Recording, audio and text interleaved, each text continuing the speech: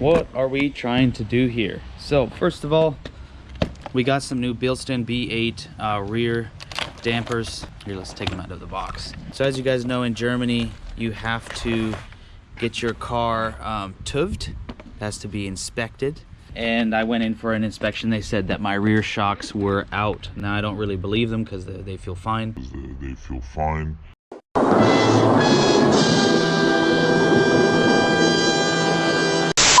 A good replacement for a car that's on lowering springs is the Bilstein B8. It is a little bit shorter and a little bit stiffer to allow for to accommodate the less travel that the car has because it's lowered. And the cool part is right here, it says tested on the Nürburgring Nordschleife. So we'll go back to the Nürburgring after these have been installed and see how we're doing. See if I feel any difference in the car. The car does feel heavy. It does not lean so much, but we'll see how it works. I don't know. Oh yeah, really late. That did not go so well. On top of that, I got the upper. There are two upper bits that go between the shock where it mounts. This is the upper part, and this goes below it. I'll explain it when I take it apart. And here I got the lower bushings as well that go underneath on the bottom on the lower control arm, just to see if those are worn out. Most people don't replace these, but since the car is 14 years old, and I'm going to show you what's going on. Since the car is 14 years old, I just ordered this stuff to make sure that I'll have everything if needed be. So that's what the plan is for today. Let's just jump in. This is our rear suspension here, and as you can see, this boot is tired, broken, and yeah, even the markings on the original paper thing is gone. You can still see the original part numbers for the BMW part down there.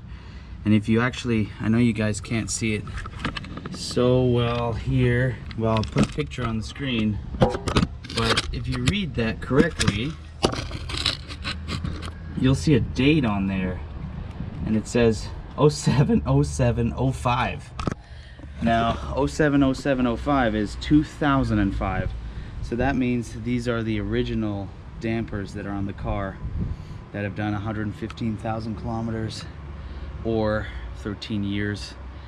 So I think that they're tired, they're pretty done. So I'm glad that yeah, we're replacing them.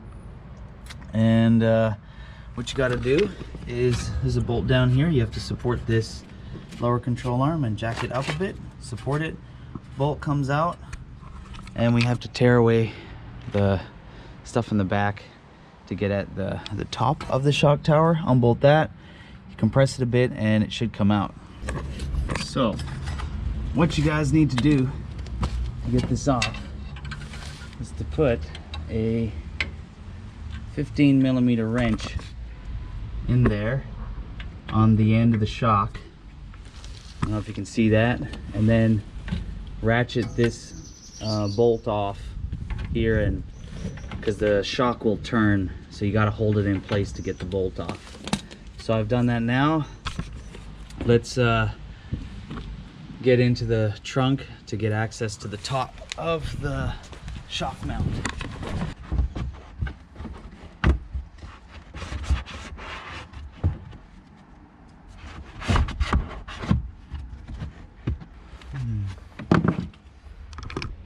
So the challenge I'm having here is we need to get that seat down in order to pull this out, and there's no latch. So I just pulled it really hard, and you gain access to, there's a little grommet on there, and you gain access to the top of the shock. You have to hold the top here while unbolting here. So you need yeah, you need to be holding onto this so that it doesn't twist while unbolting that. So I don't have a wrench, so I'm gonna have to figure something else out.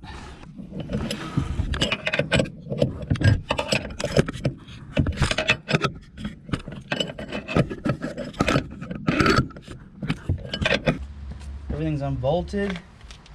Let's compress the shock. Oh yeah, the shock's done. Yeah, the shock's dead. Flashback. They feel fine. Surprise, motherfucker!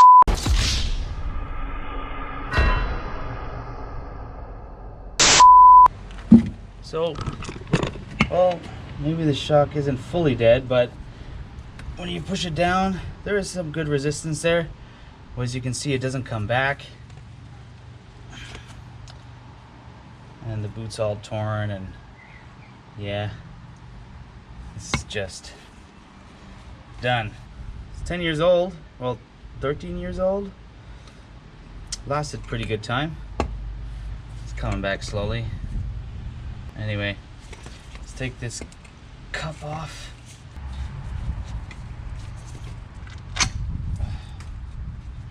Yeah, this thing's falling to pieces.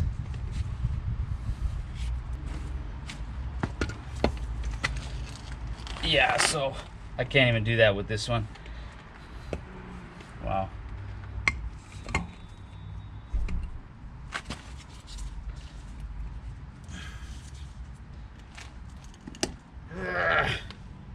And it goes back really quick. Yeah, so the shock was definitely on its way out. So it's good that we're replacing them. Whew. How rusty that is. Maybe I should have bought another one of these. I'm gonna take a minute to clean this up. As you can see, there is a little bit of a difference in size between the B8, oh, it's a little bit longer, B8 and the the original struts, or I should say shocks. You can line that up perfectly. So for one, it is a lot thicker. So, I mean, I think that's good, right? More gas, better shock, can withstand heat better. And then here at the top, it is just a smidgen shorter to account for the travel distance with the lowering spring. So as you can see, this B8 will work a lot better with a lowered car. I think that this original shock, what is it, an inch off? So yeah, this shock still held up pretty good. So maybe, you know, if you are lowering your car and you want to go for some better shocks, the Bilstein B8 is an option. It wasn't too much more than the original. Okay, quit yapping. Let's get these shocks back in here. So actually, reading the instructions here, I'm gonna decide to reuse these two I don't know, foam pieces that I had originally bought replacements for, right there, because, you know, these are a hard foam piece and these feel perfectly good. This feels still pretty good. There's no cracks. Looks in good condition, so I'm gonna keep it. And the other one is in there as well, and it looks to be in good nick. Yeah, so this lower bushing as well looks to be in pretty good shape, so it's not cracked or anything like that. So I think we're gonna keep those. One thing I forgot to mention is there's this guy that came in the box. Now it's confusing as to where it goes, but after looking at some videos online, this is the bump stop and it goes in that direction, and this goes on top of that like that, and then you got your boot here that goes on top of that. So yeah, if you had wondered why you got that little piece there, keeps it centered, and yeah, I guess that's how it goes.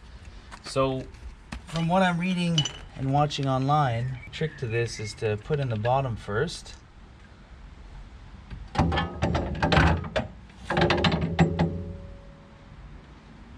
One eternity later. Okay, so I tried for so long to get this strut in and nothing worked.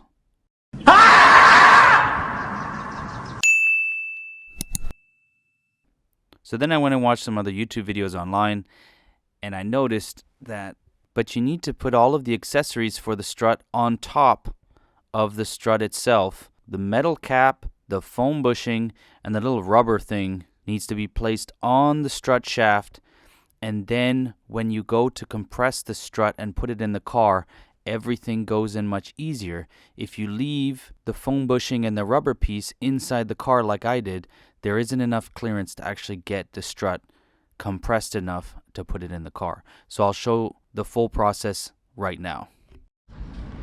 Okay, I remember now what I did. I lowered this just a little bit. Okay. Because I just need a little bit of extra travel. Just a little bit more.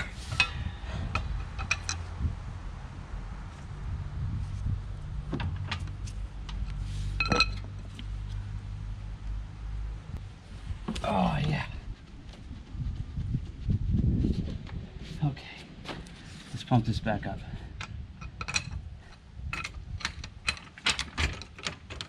This is my way of preloading suspension, so when I tighten this thing down, it's at its correct spot.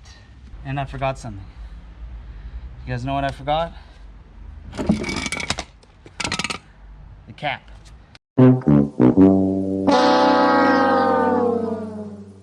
This sucker. So this is coming back out. All right, I got it in there. There is a little trick to this, and that's to take the shock, put it in this way, get it up over the lower control arm, leaning this way, and then compress it from here, lift it up quickly, put it in there, push it down, put it in here. And it was easier to get in without that foam bushing here. If you put the foam bushing on top of this, it gives you that much more clearance to get it in. So this one was seriously easier than the other one. So take out that foam bushing, that guy, take out that guy, and put it on top of this when you put it in the car. So that was a lot easier. I'm gonna make sure to jostle this around a little bit.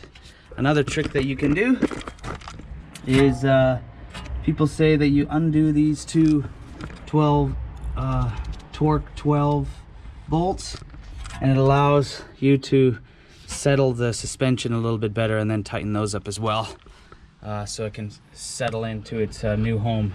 And I'm going to try that now.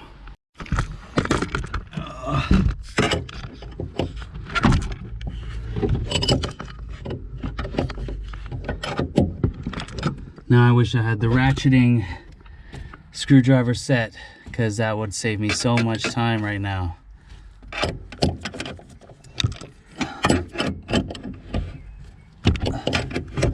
Yeah, I can't do this one-handed. So I noticed when I was tightening this one down that there wasn't that much travel there. There's only a little bit. And on this one, there was a hell of a lot more. So it got me thinking, when I was installing this side, I heard a little something drop, like it was a bolt or something, and I kind of looked over here. I didn't see anything, didn't really think much of it. But then when I was tightening that one down, that one really felt pretty tight, and that one didn't. And then I thought, hey, there's a little dowel that goes through the strut, and I think that must have fallen out, but I couldn't figure out where it went. So I went and got my endoscope camera, looked down in there, used my magnetic guy here, and boom, I have to put this back in on that side. So sometimes you have to do the work twice when you make a mistake.